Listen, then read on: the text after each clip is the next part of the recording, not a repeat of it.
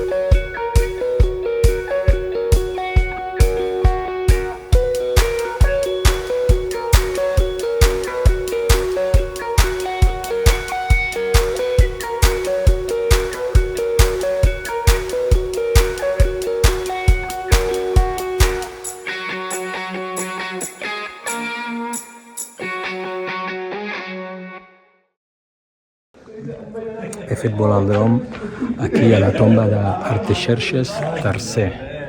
Aquí vaig estar ja el 2006. No hi havia aquesta campana de vidre i et podies acostar i tocar les figures, però bueno, ara doncs s'han conscienciat més amb el manteniment, perquè de fet de tant tocar la figura està tota ben marcada. És impressionant el picar la pedra i deixar aquests voltos i picar tot això, tota aquesta pedra, picar tota la muntanya per fer això, la tomba d'Artaxerxes III, que és impressionantment alta. I aquí he fet volar el dron i s'han començat a acostar ja iranians aquí al darrere, ara estan començant a marxar, però vaya cachondeo que han fet amb el dron i amb mi, i d'on soc, i no sé què, i no sé quantos. I llàstima que no es pot entrar dintre, és una pena, perquè, hòstia, ha de ser impressionant aquí dins. De molt poca ciutat del que se suposa que va ser, però per les restes que hi ha, les poques restes que queden, et pots fer una idea de lo bèstia que era aquesta capital.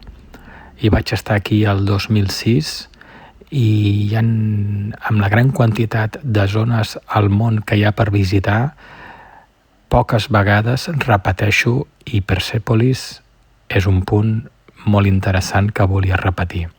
He vist recreacions per internet del que se suposa que va ser tota aquesta construcció, la capital, el palau, i costa molt d'imaginar amb lo poc que queda dret després de que Alexandre el Gran, quan va conquerir Pèrsia, va arribar aquí i va veure tanta bellesa que va tenir un atac de banyes i ho va destruir-ho tot.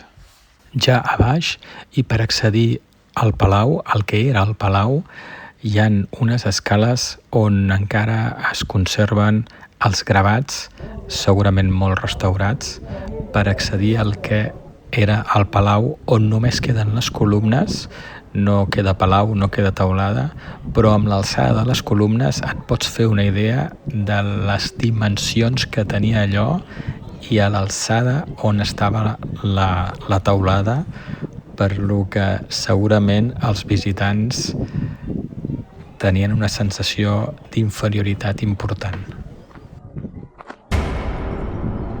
Persèpolis, la capital dels perses, construïda uns 500 anys abans de Crist per mostrar la majestuositat de l'imperi.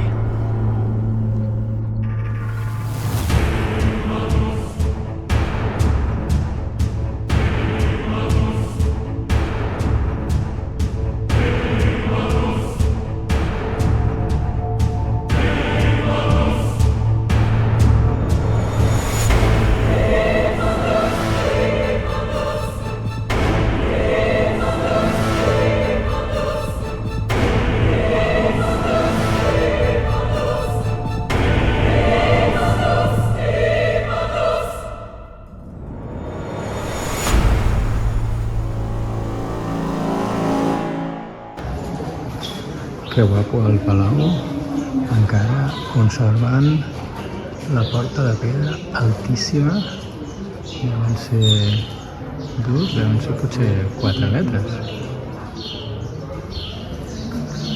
amb unes escultures a banda de banda i també aquesta que ara fan servir com a entrada al museu. Finestres que en pla de paret, Quina amplada de paret. Molt guapa. Molt xulo. Good, thank you. Altíssima, altíssima i el mateix. 2 carrers a dret. Thank you. I'm from Barcelona. Barcelona? Aquests carrers ja són molt més alts que els carrers que hi havia a dalt protegint la tomba.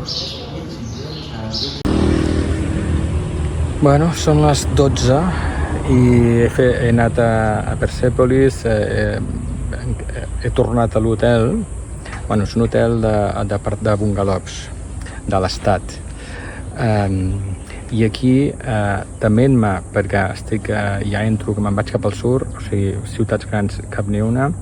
Aquí al costat hi ha Shiraz, però passo d'entrar-hi perquè com a mínim una hora si trobés directament el lloc on canviar els diners, però com que no ho saps mai, passo d'entrar-hi. Total, m'ho canviarien a 510.000, perdó, m'ho canviarien a 510.000 per euro, a la capital eren 520, depèn de quin lloc, 540, però, i aquí 500. Dic, mira, endavant. 500 perquè ell s'emporta la seva comissió. O sigui, aquí a l'hotel, amb el tio de la recepció, m'ha fet el favor de canviar els diners i m'ho ha canviat, el que acaba de passar pel darrere, m'ho ha canviat per 500.000 rials a l'euro, perquè ell ha anat a treure diners del seu propi compte corrent per donar-me aquests diners i s'ha quedat els euros que després ell canviarà al mercat negre a ser possible per 540.000, o sigui, tindrà 40.000 rials. En definitiva són 4 milions que segurament ell s'emportarà de comissió, que seran 8 euros. En definitiva, que el problema és que m'ha vingut que el banc no tenia bitllets grans i m'ha vingut amb bitllets petits. I cada paquet d'aquests són 10 milions. O sigui, aquí en tinc 2, que me'ls he d'amagar a algun lloc, perquè és que on vas amb això. Cada un són 10 milions. Aquí hi ha 10 milions en bitllets de 100.000. Que 10 milions al final són 20 euros. O sigui, un bitllet de 20 euros o tot aquest feix de bitllets que són els de 100.000, són els que es fan servir més. O sigui, vindria a ser el nostre bitllet de 50 euros aquí. Déu-n'hi-do, me'ls guardo i cap al sud perquè Pakistan m'està esperant. Som-hi! iniciant la ruta a Persèpolis, la gran visita, posteriorment visitant Zoroastrian Cava i Naxxerostam, quasi tot per carreteretes, desert, o el que seria equivalent a carreteres comarcals aquí. Quan he arribat a Naxxerostam, com sempre, he deixat l'equipatge al quad, el casc, tot, excepte les ulleres perquè feia molt de sol, i he pujat cap amunt per entrar a dintre la zona. Hi havia una garita on hi havia un senyor que venia a les entrades i de seguida se m'ha acostat un guia per oferir-se per portar-me amunt i avall. Jo no agafo guies en aquestes zones turístiques perquè t'espatllen molt el moment. Estan acostumats a explicar-ho tot amb un turista i et tracten com un turista i vull perdre no vull que em portin en aquest camí, per lo que he refusat molt amablement, i entre ell i el de la garita que venia a les entrades hem acabat fent un te i és que tot va així aquí. I al final el guia m'ha fet tota l'explicació turística allà mentre estàvem fent el te i hem acabat i he continuat jo sol per dintre la zona amb tota la formidable informació que m'han donat allà a l'entrada. Que bé tot plegat perquè et sents molt ben tractat, els agrada veure gent estrangera, parlar amb ells, i aquesta zona, tot i l'hora que possiblement hauria d'estar ple i sent diumenge, molt semblant a Persèpolis. Allà hi havia més gent, però molt poca comparat a el que realment és Persèpolis. I aquí, a la zona aquesta de les tombes, Naxxerostam, hi havia molt poca gent, per lo que pràcticament he caminat sol per tot arreu. A part de que l'home m'ha fet tota l'explicació, és el que ven les entrades, 1.000.000 de rials, o sigui 100.000 tomans, que són 2 euros. El mateix, sembla que he pagat el mateix a l'altre cantó, a Persèpolis. Són unes entrades ridícules per lo que aquí estàs veient. És que és impressionant, o sigui, uau, guapíssim, I aquí he demanat de fer volar el dron i em va dit que no, que estava prohibit, que tot arreu estava prohibit. Bueno, doncs jo vinc de Persèpolis i l'he fet volar. Li he demanat també si es podia pujar, si es podia entrar dintre les tombes. M'ha dit que no, que està molt alt i que està prohibit. Vaja, quina pena, perquè poder entrar allà dins ha de ser guapo, Hi ha molt poc turisme i són tots iranians.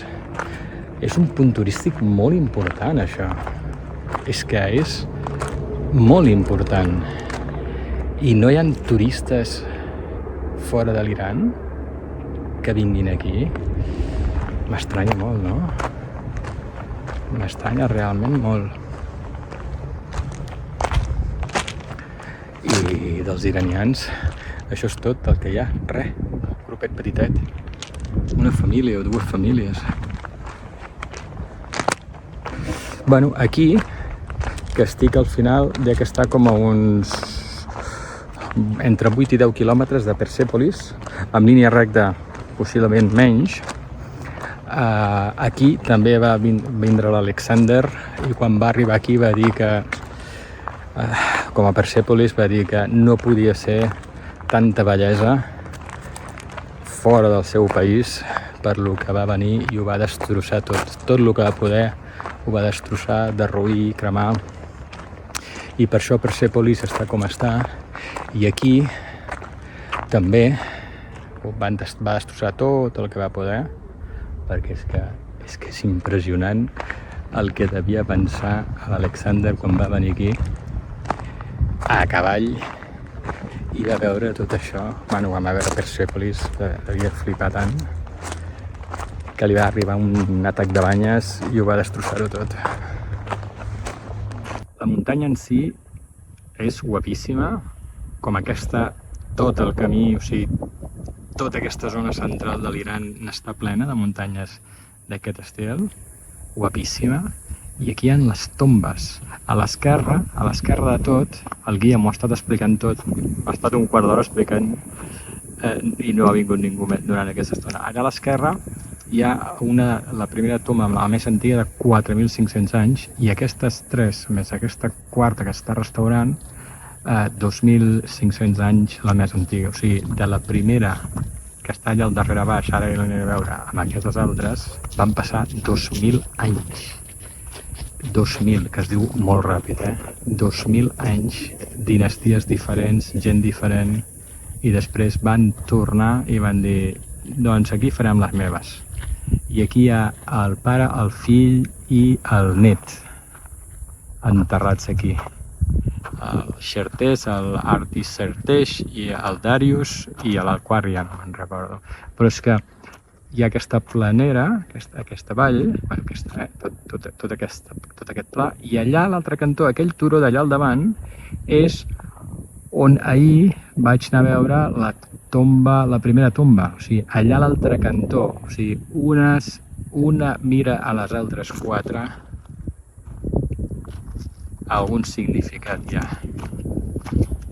El que em deia l'home dels tiquets a l'entrada és que les tombes tenen la forma de creu a l'entrada, que algú podria pensar que és símbol cristià, i diu que no, que això és abans de totes aquestes religions. Això té 2.500 anys abans del cristianisme, l'islam, i que té forma de creu perquè ells creien en els 4 elements: aire, terra, aigua, foc, que simbolitzen això. La creu simbolitza els 4 elements. Impressionant. Que guapo. Aquí hi ha un mural que són 10 metres d'amplada, 5 d'alçada i està a 2 metres del terra. Un mural que li diuen la superfície plana, que se suposa que aquest forat aquí havien de gravar una batalla i al final no es va fer mai. Lo típic, el contratista, que si el tercer, que si el paleta, l'escultor està de vacances i se'ls hi mor el rei i s'ha acabat. No hi ha pagant-ho, i com que no paguen, aquí no es fa res. Quina pena, que no ho construïssin, perquè és que és just a l'entrada, pam, un mural que seria espectacular. Que guapo, a més, a una alçada que es veuria molt bé. Cada una de les tombes a sota tenen ja un mural. El mateix aquí teníem previst ficar-hi una altra tomba al damunt. No ho sé, molt guapo, però inacabat. Vinga, som-hi, cap al sud. Bueno, just estava allà al darrere, que hi ha l'entrada, pagues el tiquet, aquí hi ha botigues, i al darrere de tot és on camines, on hi ha les tombes, i aquí és el pàrquing. I bueno, una mostra de que quan arribo als llocs ho deixo tot al quad, o sigui, deixo les ulleres no les he deixat perquè feia molt de sol, però normalment també deixo les ulleres. Si entro en una botiga, en algun lloc, deixo les ulleres, deixo el casc, deixo el tablet, deixo la càmera, i aquí ningú toca absolutament res. És que ni ho toquen. No és que en d'altres llocs podrien dir que agafen el casco i se'ls posen. No, ni això, és que ni el toquen. Deixo el casco allà al seient i el tablet, la càmera, la bossa on tinc tota l'electrònica, el dron, l'equipatge, que tot està lligat, obres la cremallera i absolutament cap problema mai de res. És brutal. Que bé.